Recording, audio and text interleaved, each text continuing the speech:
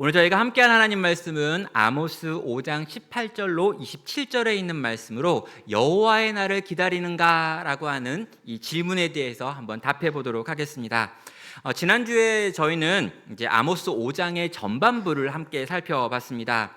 하나님의 백성이 통곡하고 있었습니다. 이유를 보니까 하나님께서 직접 손을 들어서 저들을 치시기로 하셨다라고 하는 걸 들었기 때문인 거죠.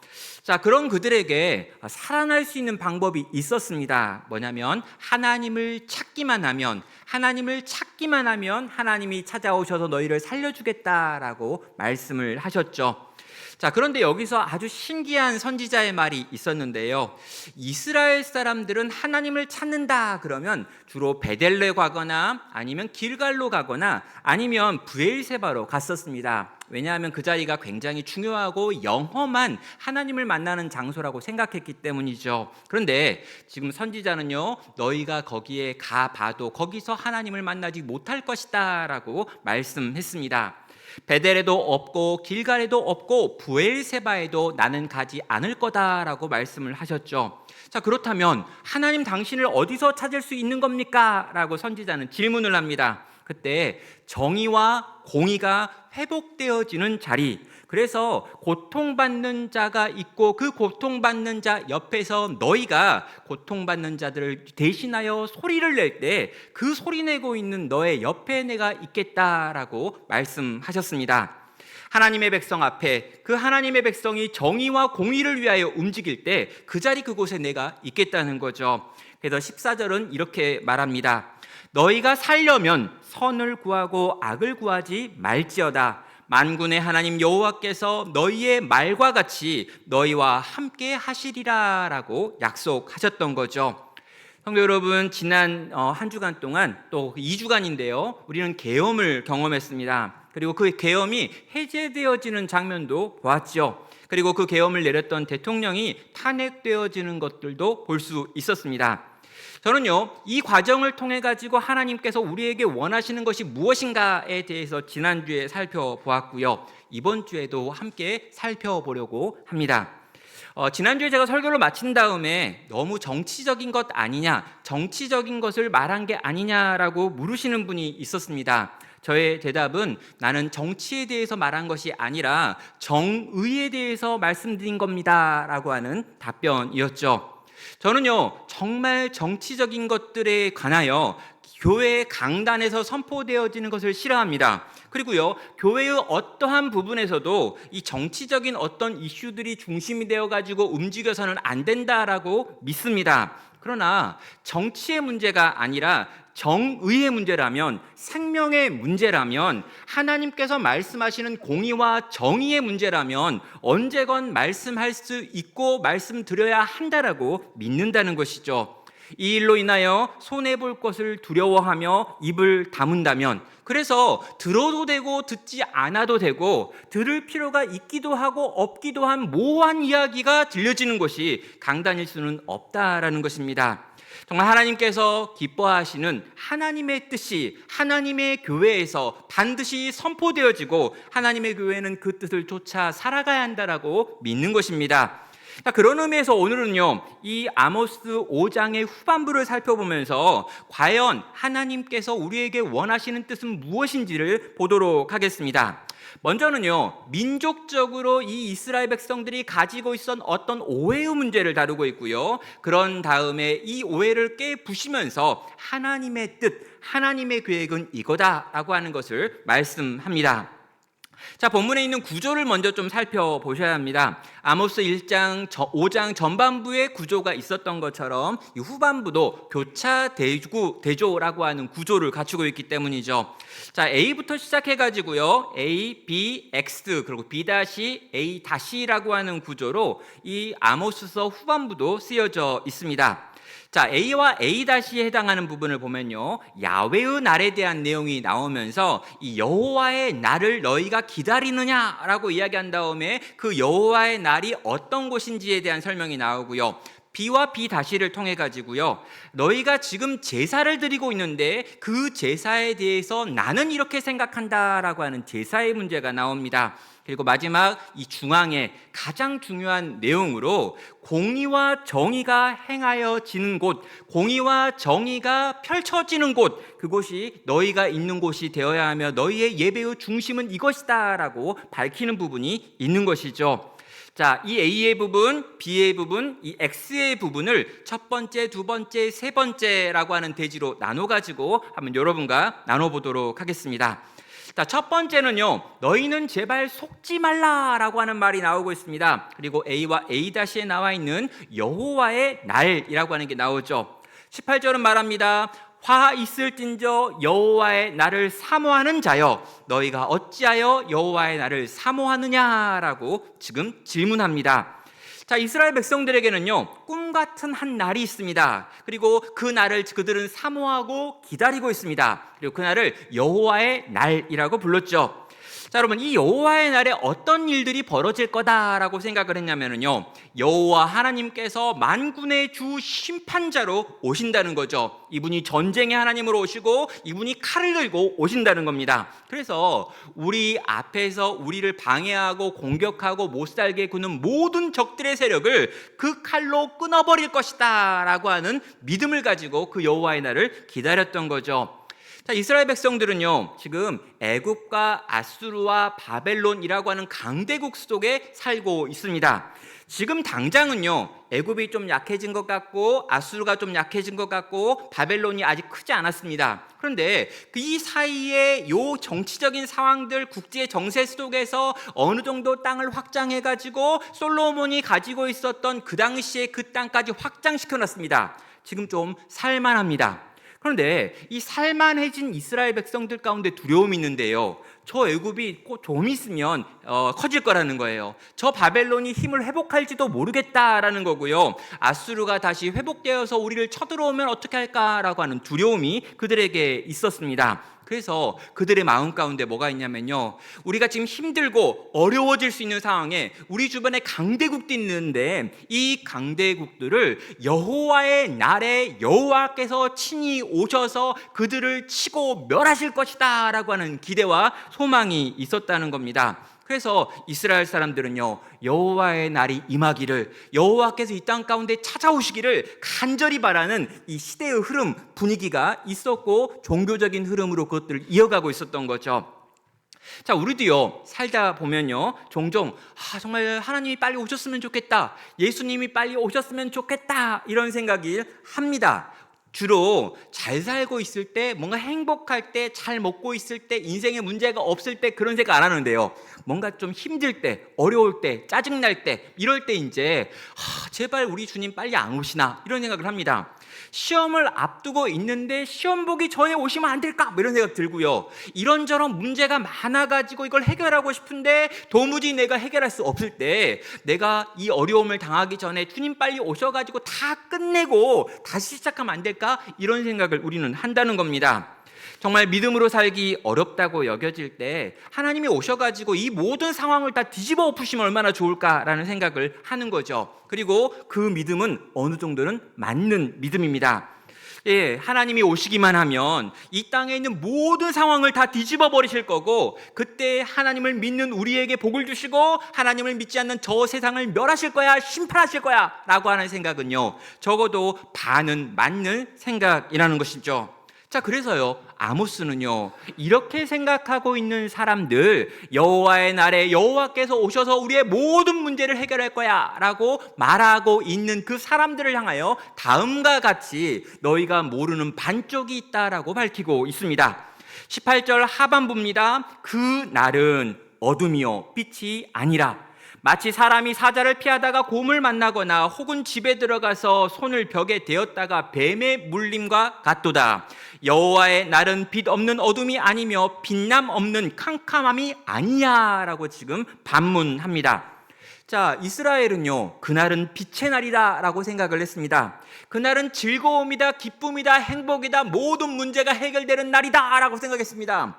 그날이 오기만 하면 모든 문제가 끝날 거야라고 생각했어요. 근데 여러분, 그날은 그런 날이 아니라고 말합니다. 그날은 어둠이다라고 말하는 거죠.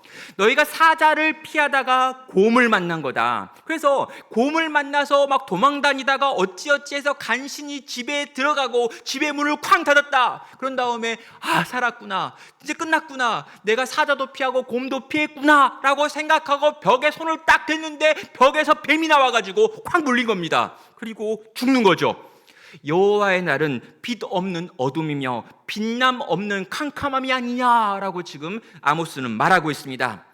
자, 여러분, 이스라엘 백성과 그 나라에 대해서 하나님이 하시는 평가가 바로 이거였다라는 거죠.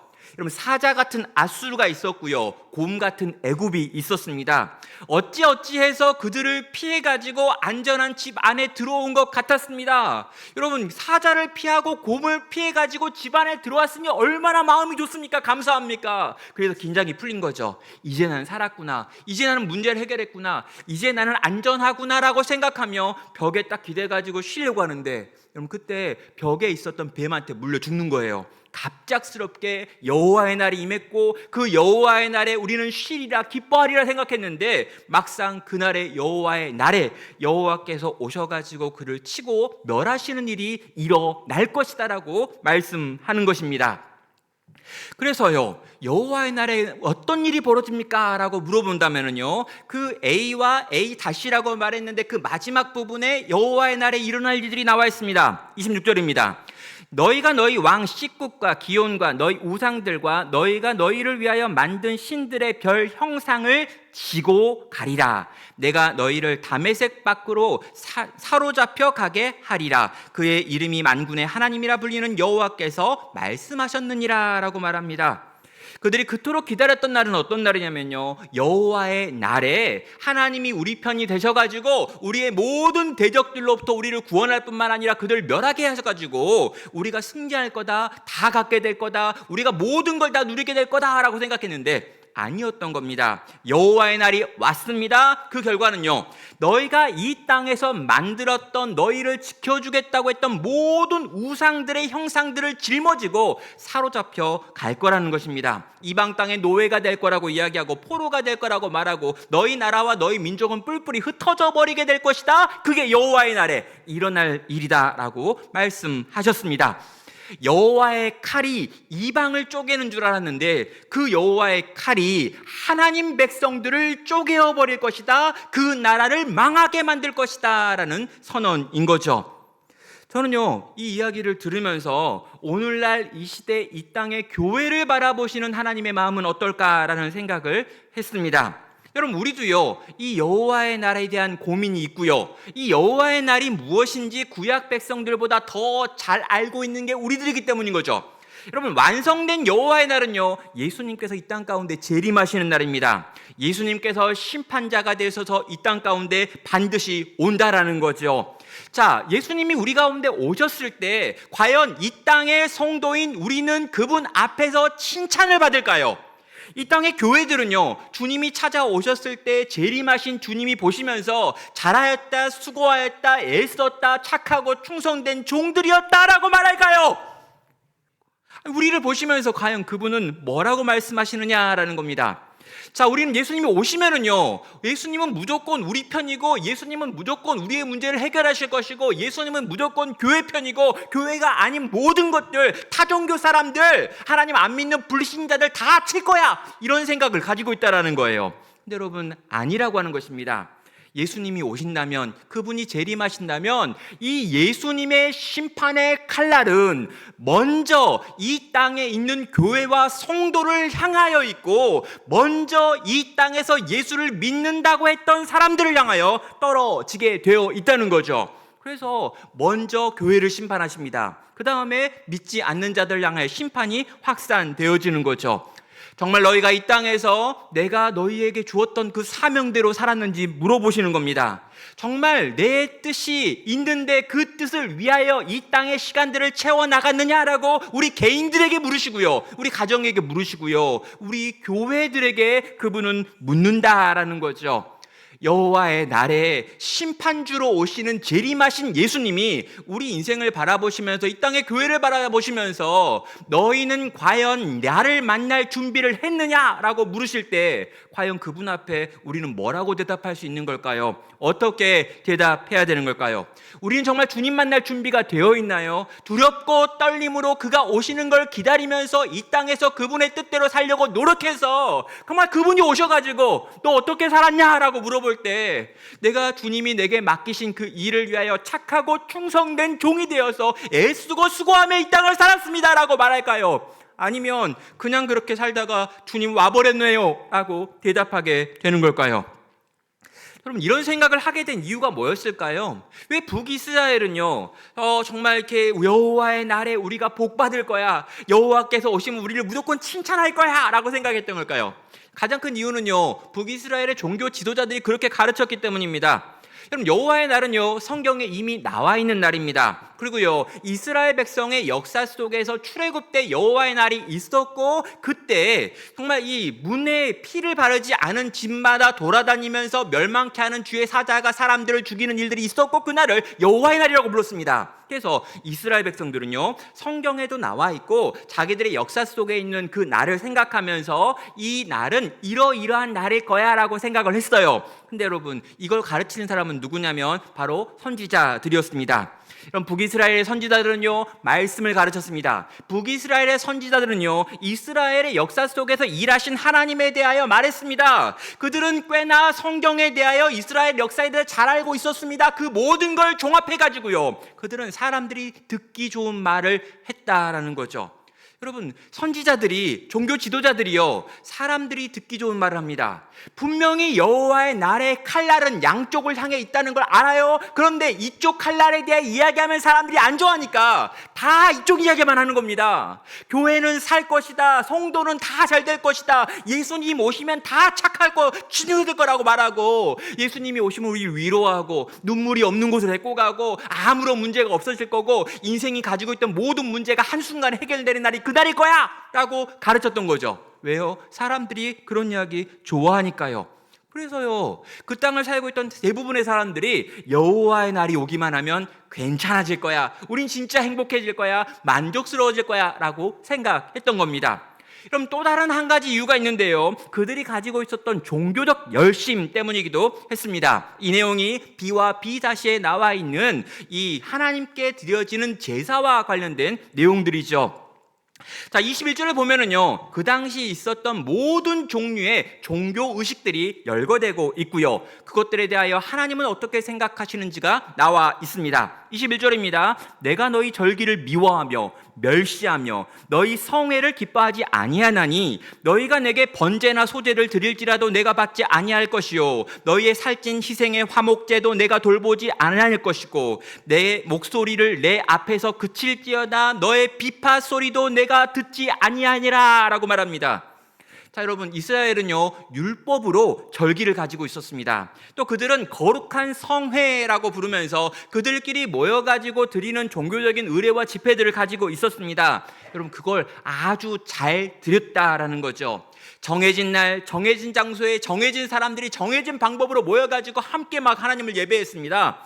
수천, 수만이 모여가지고 함께 하나님을 예배하는 그런 성회들이 있었습니다. 예배를 정말 잘 드렸습니다. 번제도 드렸고 소제도 드렸고, 화목제를 드릴 때는요 송아지를 고를 때도 살찐 송아지를 구해다가 진짜 제대로 된 제물을 가지고 하나님께 제물을 올려 드렸다는 거예요. 그들은 아름다운 찬양대를 만들었습니다. 그들은 멋진 악기들을 다양하게 동원해 가지고 오케스트라를 가지고 하나님을 찬양하는 일들을 했다라는 거죠. 그런데 문제가 무엇입니까? 하나님께서 내가 그것들을 미워하고 멸시하고 기뻐하지 않고 받지 않고 돌아보지 않을 것이며 제발 좀 그만 좀 해! 라고 말하고 싶다라고 이야기합니다. 여러분, 이게 다 예배와 관련된 용어들이에요. 이스라엘은 예배를 열심히 드렸습니다. 근데 하나님은요, 그 예배 소리가 막 울려 퍼지는데 귀를 틀어 막으시면서 제발 좀 조용히 하면 안 될까? 제발 좀 그만하면 안 될까? 제발 좀 멈추면 안 될까? 그 막 고기 타는 냄새, 막 그 소리 막 울려 퍼지고 악기들 울려 퍼지고 수없이 많은 찬양대가 모여가지고 막 소리를 내는데 그 모든 것들 너무 엮여서 견딜 수가 없는데 제발 좀 그만하면 안 되겠니? 하나님의 목소리였습니다. 왜요? 하나님이 원하시는 예배가 아니었기 때문인 거죠.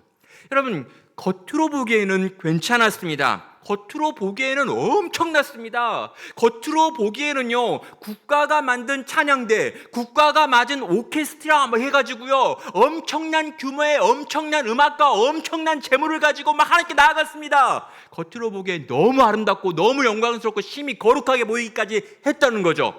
근데 여러분, 문제는 뭐냐면요, 하나님은 그걸 안 받겠다는 거예요. 하나님은 그게 너무 싫다는 거예요. 하나님은 좀 토해버릴 것 같은 겁니다. 하나님은 너무 역겹다고 말합니다. 하나님은요, 제발 그만 좀 하라고 이야기해요.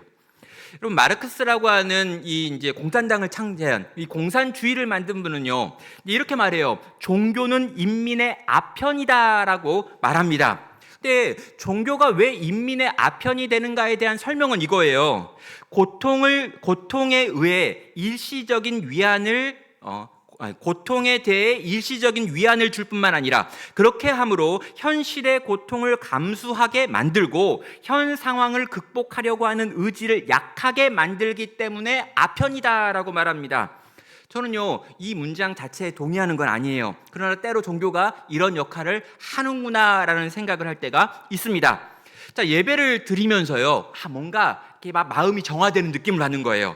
그러니까 예배를 드리면서 일주일 동안 여러 가지 종류의 죄를 짓고 왔는데 교회에 와서 이런 음악, 이런 분위기, 이런 말씀, 또 이런 기도의 시간을 경험하면서 뭔가 마음이 정화되는 느낌을 받는 거예요. 그래가지고 눈물이 흐르는 거죠. 내가 눈물까지 흘렸어. 완전 은혜 받았네. 이런 느낌이 드는 거죠. 그러니까 일주일을 마음대로 살았습니다. 마음대로 살고 난 다음에 교회 와가지고요, 이 종교적인 분위기 속에서 종교적인 어떤 의식을 행하는 가운데 내 마음에 위안이 찾아오고 평안이 찾아오고 내가 뭔가 용서받은 느낌이 생겼어요. 그래가지고 기분이 좋아지는 겁니다. 그래서 어떻게 합니까? 끝날 때 굉장히 좋은 마음을 가지고 집으로 돌아가는 거죠. 그리고 일주일 내내 남은 또 일주일을 이전과 똑같이 그냥 그렇게 사는 겁니다. 여러분, 이런 사람들의 특징이 뭘까요? 이런 예배의 특징이 뭘까요? 아름다운 음악, 또 정말 멋진 공간, 그리고 막 이렇게 성경 말씀을 전하는 저 설교자, 여러 가지 어떤 종교적인 분위기, 그리고 막 이렇게 신앙에 관련돼서 이야기하는 멋진 선후배와 함께 모여가지고 하는 소그룹, 이런 것들 떠올리고 생각을 합니다. 그래가지고 은혜를 받았다고 느끼는 거예요. 그러면서 여기서 뭘 하기도 하고 어떤 종류의 봉사를 하기도 하고 어떤 종류의 작은 선행을 베풀기도 합니다. 이 느낌 너무 좋아서 이 느낌 때문에 예배를 드린다는 거죠. 그렇다면요, 이건 아편입니다. 이건 마약이에요. 여러분, 예배가 때로는 양심의 마취제가 될 수 있고요, 때로는 이 예배가 우리의 영혼의 수면제가 될 수 있다라는 것입니다. 저는요, 오늘날 이 땅의 교회를 생각해 봅니다. 여러분, 이 한국 교회는요, 전 세계에서 가장 많은 예배의 숫자를 가지고 있습니다. 여러분, 주일 예배만 있는 게 아니고요, 오후 예배가 있고요, 수요 예배가 있고요, 금요 기도회가 있고요, 새벽 기도회가 있고요. 그런 다음에 나머지 모든 것도 다 예배라고 불러요. 신방을 가도 신방 예배라고 부르고요, 돌잔치를 할 때도 돌 예배라고 부르고요, 여러분, 칠순이면 칠순 예배라고 부르고요, 팔순이면 팔순 예배라고 부릅니다. 다 예배예요. 전 세계에서 가장 예배의 숫자가 많은 나라, 어느 나라? 우리나라 1등.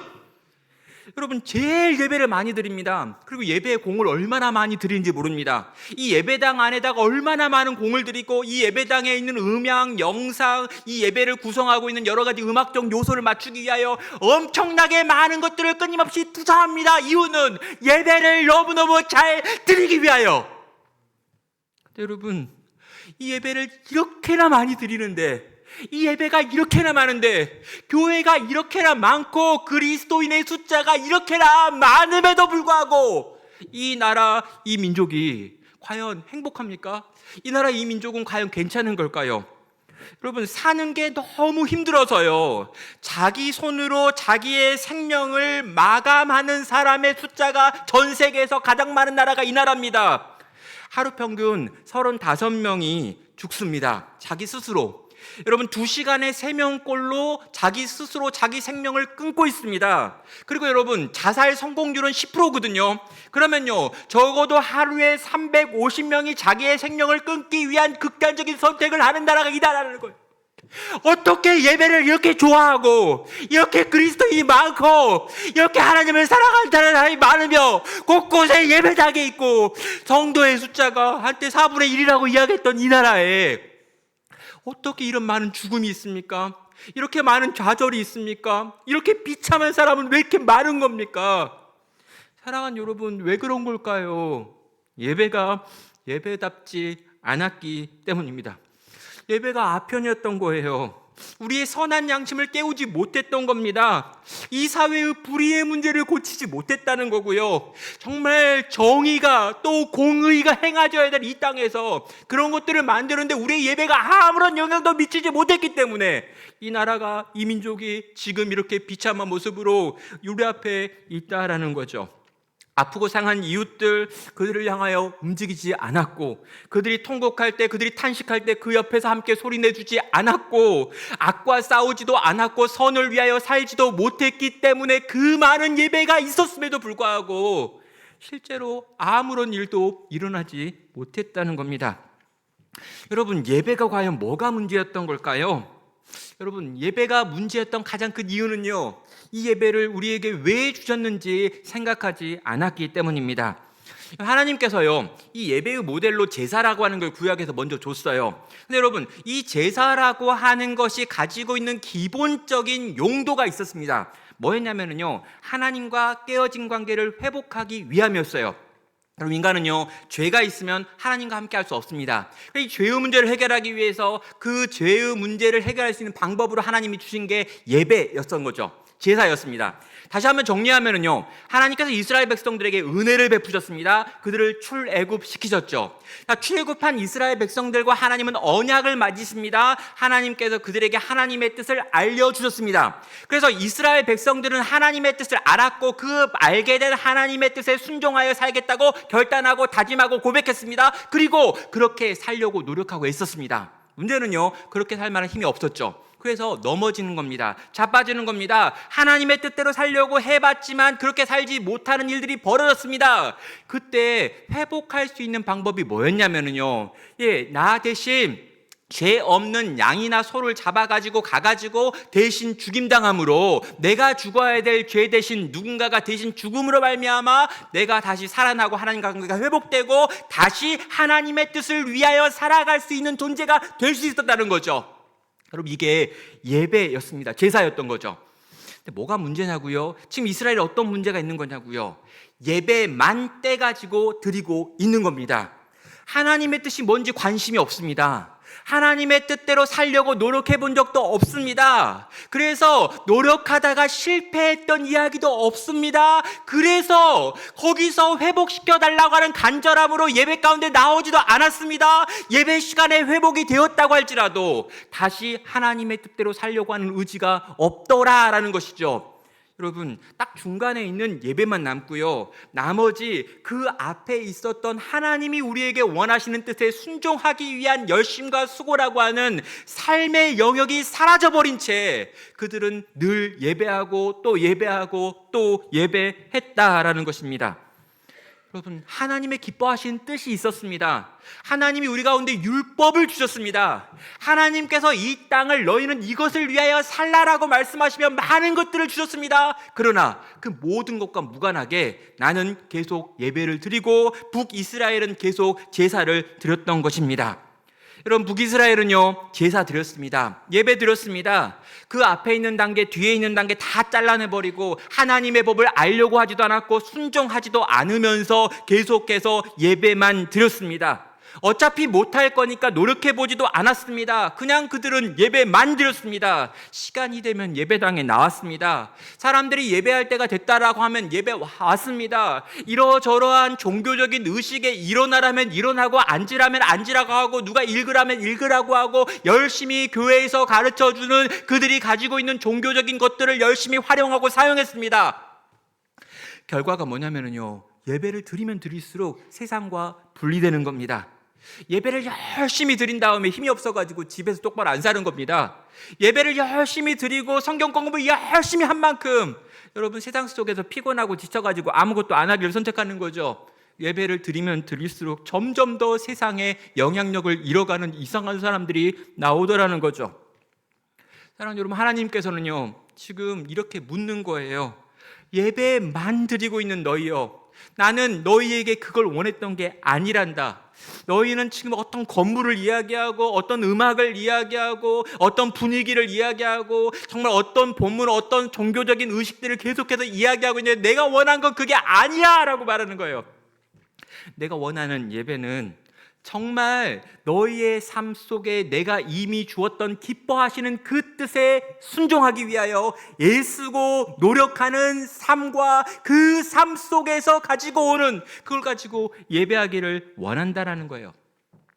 하나님은요 지금 귀를 틀어 막으셨습니다. 그러면서 뒷부분에 가면은요 이 비다시로 해가지고 내가 원하는 예배, 내가 기뻐했던 예배가 바로 이거였어 라는 이야기합니다. 25절이죠.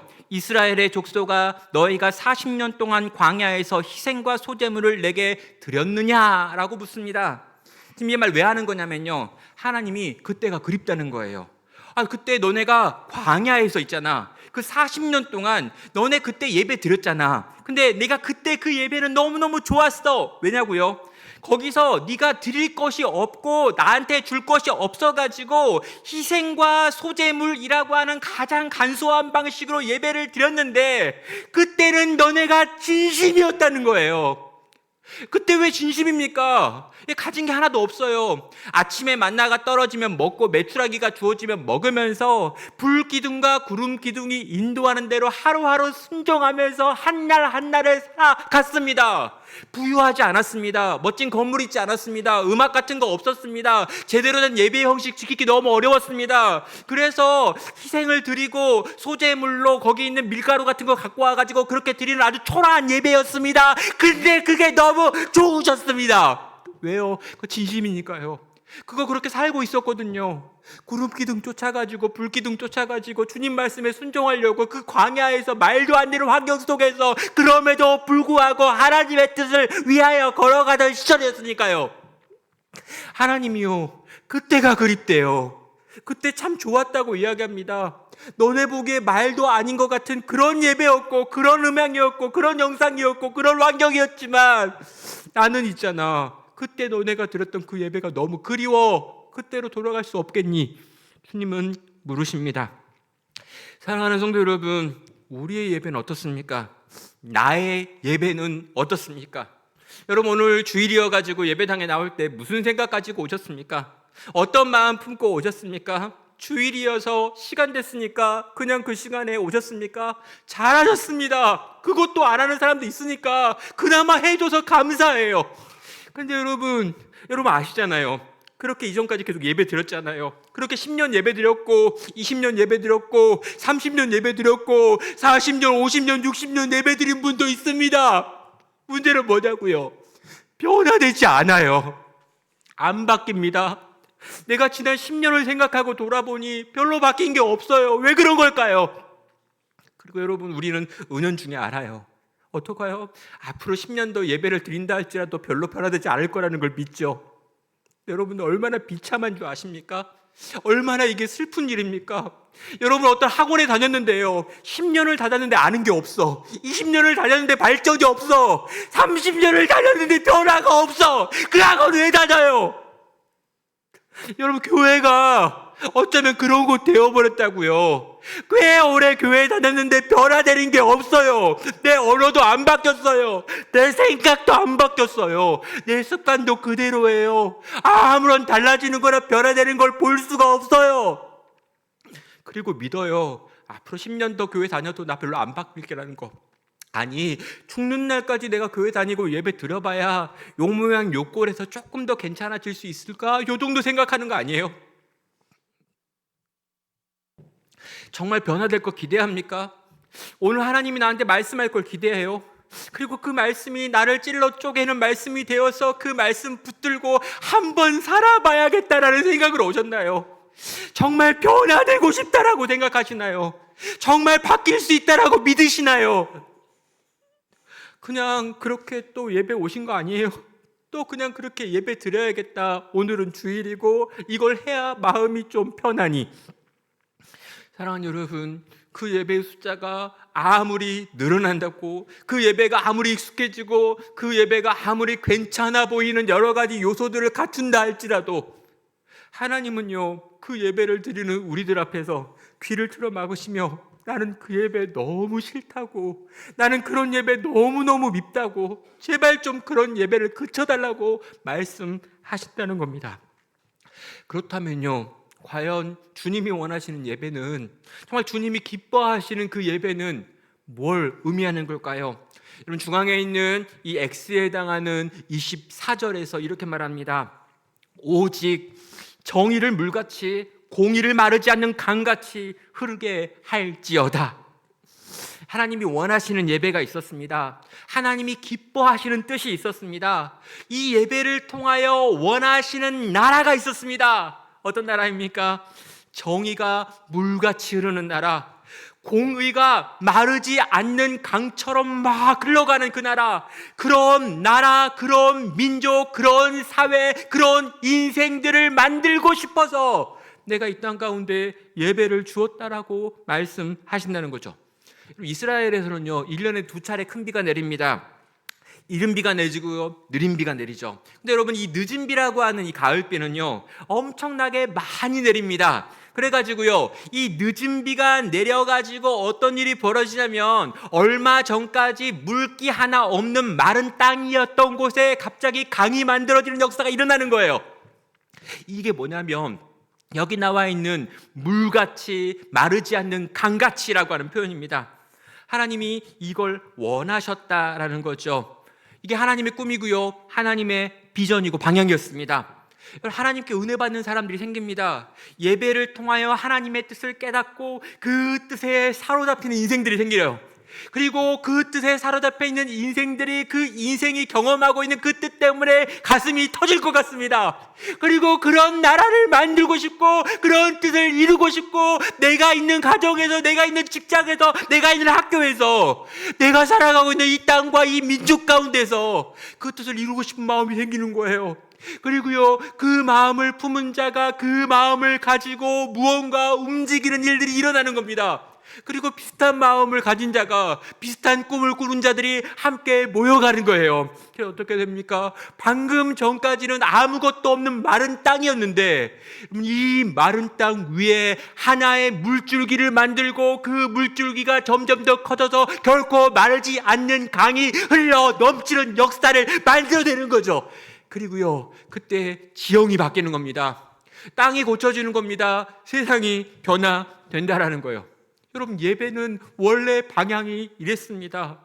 은혜 받는 것으로 끝나는 곳이 아닙니다. 여러분, 눈물 한 방울 흘린 다음에 내가 은혜 받았다라고 끝낼 수 없습니다. 여러분, 눈물도 안 흘리는데 눈물 흘리는 내가 낫지, 맞아요. 근데 여러분, 거기서 끝나면 안 돼요.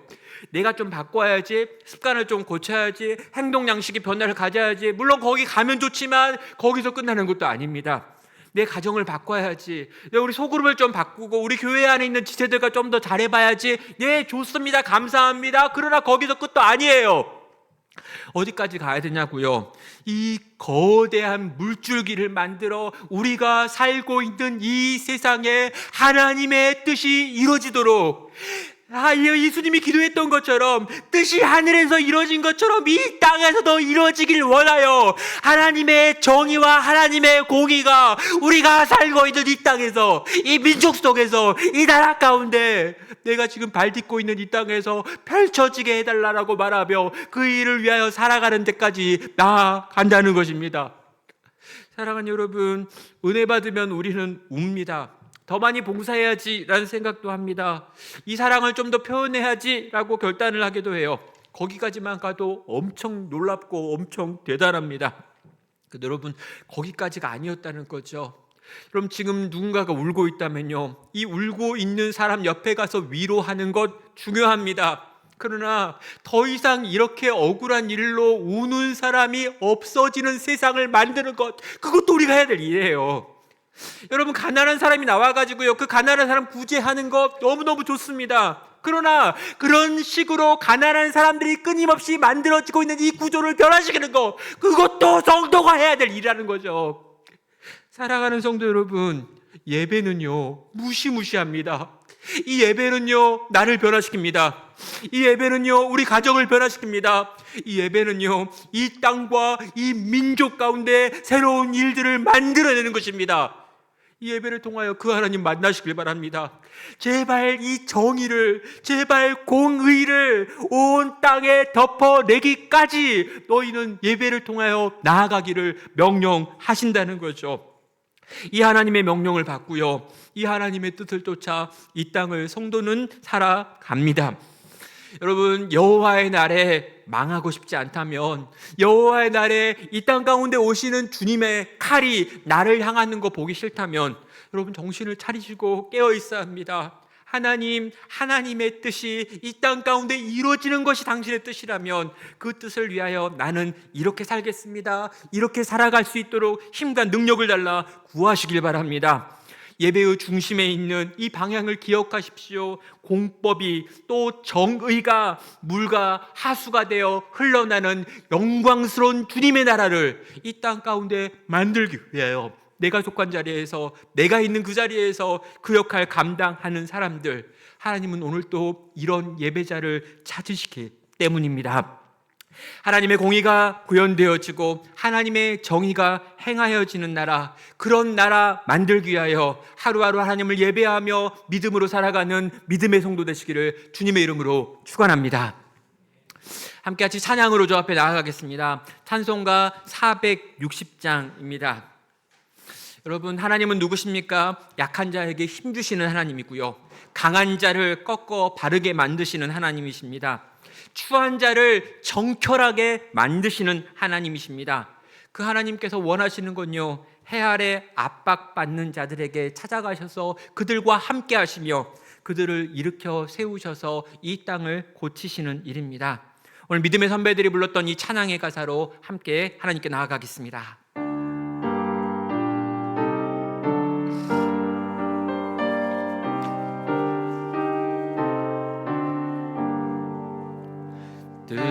뜻없이 무릎 꿇는 그 복종 아니요, 운명에 맡겨 사는 그 생활 아니라, 우리의 믿음 치솟아 독수리 주 뜻이 이루어지다 외치며 사나니, 약한 자 힘 주시고 강한 자 바르게, 주한 자 정케함이 주님의 뜻이라. 해 아래 압박 있는 곳 주 거기 계셔서 그 팔로 막아주시어 정의가 사나니. 우리 들은 말씀을 함께 같이 기도하겠습니다. 수없이 많은 종교적인 예배보다 하나님이 기뻐 원하시는 예배가 정말 정의와 공의가 이 땅 가운데 펼쳐지기 위함인 줄 알고 하나님, 진정한 예배자가 되겠습니다. 정말 하나님이 기뻐하시는 그 뜻을 위하여 이 땅을 살겠습니다.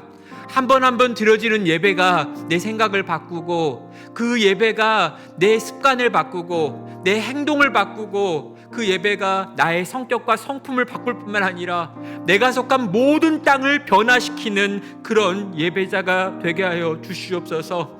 주님, 내가 예배당에 들어와 드리는 예배만 예배가 아니라 내 삶의 모든 현장에서 하나님의 뜻을 이루어드리기 위하여 하루하루 한날 한날을 채워가게 하여 주시옵소서. 우리 교회가 그런 교회 되게 하여 주시옵소서. 시간 합심하여 기도로 주 앞에 나아가겠습니다.